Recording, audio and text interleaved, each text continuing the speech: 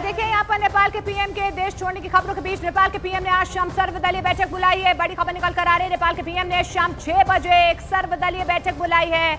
नेपाल के पीएम कठिन परिस्थिति में धैर्य बनाए रखे, ये उनकी तरफ से संदेश दिया गया है।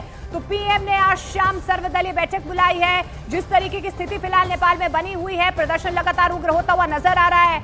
20 से ज्यादा लोगों की मौत की खबर सामने आ रही है, कई लोग जख्मी बताए जा रहे हैं। उसके बाद हालात जो है अब बेकाबू होते हुए नजर आ रहे हैं, आउट ऑफ कंट्रोल होते हुए नजर आ रहे हैं। और यही वजह है नेपाल के पीएम ने शाम 6 बजे एक सर्वदलीय बैठक बुलाई है, क्योंकि 3 मंत्रियों का इस्तीफा यहां पर हो चुका है। क्या ये इस्तीफों की फेहरिस्त जो है और ज्यादा लंबी होगी? क्या यही तनाव और ज्यादा बरकरार रहेगा? क्या वाकई में जो प्रदर्शनकारियों की मांग यहाँ पर पीएम के इस्तीफे को लेकर सामने आ रही है, यही तस्वीर नजर आएगी? बहुत सारे ऐसे सवाल जो है अभी फिलहाल यहाँ पर बने हुए हैं और भारत की तरफ से भी जो फिलहाल तनावपूर्ण स्थिति नेपाल में बनी है उस पर नजर भारत बनाए हुए हैं। और आनंद हमारे सहयोगी लगातार ग्राउंड जीरो से हमारे साथ बने हुए हैं। आनंद, देखिए यहाँ पर परिस्थितियां जो है बदलती हुई नजर आ रही है, लेकिन सर्वदलीय बैठक यहाँ पर पीएम की तरफ से बुलाई गई आज शाम 6 बजे। देखिए, बिल्कुल जिस तरह से नेपाल के हालात अभी भी बदतर बने हुए हैं, अभी भी कंट्रोल में नहीं है सिचुएशन। लोग सड़कों पे हैं, आगजनी कर रहे हैं, हिंसक झड़पें हो रही हैं। उस बीच सरकार को लगता है कि अभी कोई बीच का रास्ता निकालने की जरूरत है, इसीलिए आनन फानन में आज फिर कैबिनेट की दूसरी बैठक जो है वो महत्वपूर्ण बैठक जो है आज होने वाली है। एंजिला हमारे साथ हैं, क्या मायने इसके निकाले जाए एंजिला, आज जो बैठक होने वाली कैबिनेट की दूसरी? ये बैठक लगातार बैठ रहा है। मंत्रिपरिषद का बैठक मेरे ख्याल में आखिरी बार बैठ रहा है, क्योंकि नेपाली कांग्रेस का जो कोलिशन वाला गवर्नमेंट का मंत्री है वो अभी बाहर आने वाला है, इस्तीफा दे रहा है। उसके बाद में भी प्रधानमंत्री केपी शर्मा ओली हट करके बैठक बुला रहा है। कैबिनेट का बैठक तो होगा, इसमें कोई नहीं है। कल सुरक्षा परिषद का बैठक था, उस सुरक्षा परिषद का बैठक में भी वो ये वाला मामले में अब वो छलफल किया था।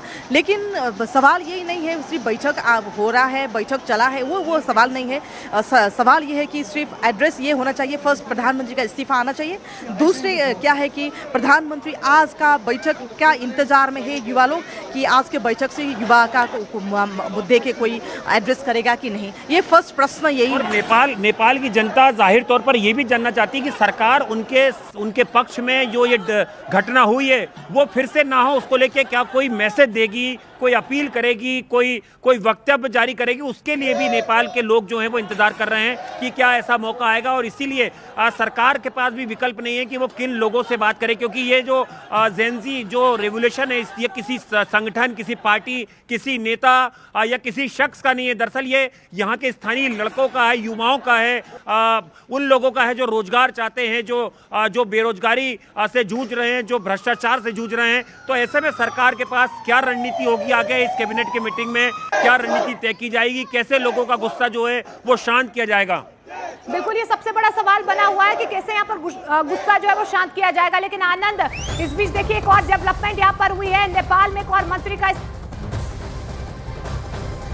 तो देखिए यहाँ पर लगातार जो है नेपाल में स्थितियां जो है वो बेकाबू होती हुई नजर आ रही हैं। लेकिन जिस तरीके से यहाँ पर प्रदर्शनकारी उग्र होते हुए नजर आ रहे हैं, राष्ट्रपति के निजी आवास में प्रदर्शनकारी घुस चुके हैं। ये खबर निकल कर आ रही है। देखिए नेपाल के राष्ट्रपति के निजी आवास में अब प्रदर्शनकारी पहुंच चुके हैं। यहां से और स्थिति बिगड़ती हुई नजर आ रही है। ये तस्वीरें हम आपको दिखाने की कोशिश कर रहे हैं। देखिए राष्ट्रपति के निजी आवास पहुंच चुके हैं ये प्रदर्शनकारी, बाकायदा वीडियोग्राफी यहाँ पर की गई है। और देखिए ये तस्वीरें भी वहां पर उलट पुलट करते हुए नजर आ रहे हैं। नेपाल के राष्ट्रपति के निजी आवास में तोड़फोड़ प्रदर्शनकारियों की तरफ से न्यूज 18 इंडिया पर एक्सक्लूसिव तस्वीरें हम आपको दिखाने की कोशिश कर रहे हैं। देखिए तनाव कितना ज्यादा बढ़ चुका है, सेंसिटिव ये पूरा मुद्दा हो चुका है। जेनजी की मांग को लेकर ओली सरकार झुकी जरूर है, लेकिन तनाव बरकरार है। और नेपाल के राष्ट्रपति के निजी आवास की एक्सक्लूसिव तस्वीरें हम आपको दिखाने की कोशिश कर रहे हैं। बाकायदा यहाँ पर उनके घर में घुसकर तोड़फोड़ की गई है। 4 मंत्रियों ने इस्तीफा दे दिया है। केपी ओली जो पीएम है उनकी तरफ से शाम को 6 बजे एक सर्वदलीय बैठक बुलाई गई है। वो चाहते हैं कि अभी भी जो प्रदर्शन है, जो प्रदर्शन यहाँ पर हो रहा है प्रदर्शनकारियों की तरफ से, उसे रोका जा सके, बीच का कोई समाधान निकले, बीच का कोई रास्ता निकले। लेकिन एक्सक्लूसिव तस्वीरें हम आपको दिखाने की कोशिश करें। कल जिस तरीके से संसद भवन का घेराव किया गया, हमने देखा कि किस तरीके से वहां पर प्रदर्शनकारी पहुंच चुके थे। लेकिन अब नेपाल के राष्ट्रपति के घर पर, उनके निजी आवास तक ये प्रदर्शनकारी पहुंच चुके हैं। वहां पर तोड़फोड़ की जा रही है। आप देखिए जो फोटोग्राफ्स है उन्हें किस तरीके से पटका जा रहा है, तोड़ा जा रहा है। जितने भी यहाँ पर फोटोग्राफ्स है उन्हें देखिए कितने गुस्से से निकाल कर दीवार से नीचे पटका जा रहा है। तो आप इसी बात से अंदाजा लगा सकते हैं कि अभी जो परिस्थितियां यहाँ पर नेपाल में बनी हुई है, खासतौर पर जो प्रदर्शनकारी यहाँ पर गुस्सा अपना जाहिर कर रहे हैं, ये परिस्थितियां और बिगड़ सकती है, तस्वीर और बड़ी बन सकती है, क्योंकि यहाँ पर अब निजी आवास तक पहुंच चुके हैं, नेपाल के राष्ट्रपति के निजी आवास तक। अश्मिता, ये गुस्सा आप गुस्सा कर सकते हैं, एक तरीका होता है विरोध करने का, लेकिन ये तो राष्ट्रपति के निवास तक पहुंच चुके हैं, वहां पर तोड़फोड़ हो रही, कोई बीच का रास्ता निकल सकता है अब भी यहाँ से? अश्मिता, ऐसा हुआ कि नेपाल के इतिहास में अभी तक ऐसा घटना कभी भी नहीं हुआ था कि जो ये राणा शासन में भी नहीं हुआ, पंचायती काल में भी नहीं हुआ, अब राजा के शासन में भी नहीं हुआ, कभी नहीं हुआ था ऐसा। जो नरसंहार कल हुआ, इसके आज का रिजल्ट है ये। उनका जो भी जितना भी युवाओं का कल हत्या हुआ, इसका रिजल्ट है ये। और इसी हिसाब से नेपाल का ये दुर्दशा हो रहा है। एक्चुअली इसको जल्दी से जल्दी इसको समाधान करना ही पड़ेगा, ये तो घुस जाएगा। देखिए, इतना विद्यार्थी लोग ऐसा गया था कि अपना यूनिफॉर्म में गया था, उनको हत्या किया, नेपाल सरकार ने उनको अंडर एस्टिमेट किया, उनका आवाज को बुलेट से दबाने की कोशिश किया। ये तो एक्चुअली ह्यूमन राइट्स के हिसाब से भी अच्छा नहीं होगा। तो दुनिया देख रहा है आज नेपाल में क्या हुआ है, इंटरनेशनल का भी अभी नजर पड़ रहा है नेपाल में।